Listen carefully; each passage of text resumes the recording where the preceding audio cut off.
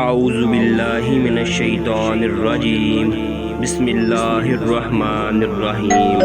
حضرت عبداللہ بن سلام رضی اللہ تعالی عنہ سے روایت ہے، انہوں نے فرمایا جب نبی صلی اللہ علیہ وسلم مدینہ منورہ تشریف لائے تو لوگ جلدی جلدی آپ کی خدمت میں حاضر ہونے لگے اور گلیوں بازاروں میں عام لوگ کہنے لگے اللہ کے رسول صلی اللہ علیہ وسلم تشریف لے آئے، اللہ کے رسول صلی اللہ علیہ وسلم تشریف لے آئے، اللہ کے رسول صلی اللہ علیہ وسلم تشریف لے آئے۔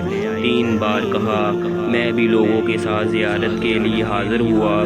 جب میں نے نبی صلی اللہ علیہ وسلم کے چہرہ اقدس پر توجہ سے نظر ڈالی تو مجھے معلوم ہو گیا کہ آپ کا چہرہ کسی جھوٹ بولنے والے کا چہرہ نہیں۔ نبی صلی اللہ علیہ وسلم کا جو ارشاد میں نے سب سے پہلے سنا وہ یہ تھا، اے لوگو، سلام عام کرو، کھانا کھلایا کرو، صلح رحمہ کرو، اور جب لوگ سو رہے ہو تو تم رات کو نماز تہجد پڑھو، تم سلامتی کے ساتھ جنت میں داخل ہو جاؤ گے۔ سننے ابن ماجہ، حدیث نمبر 3251۔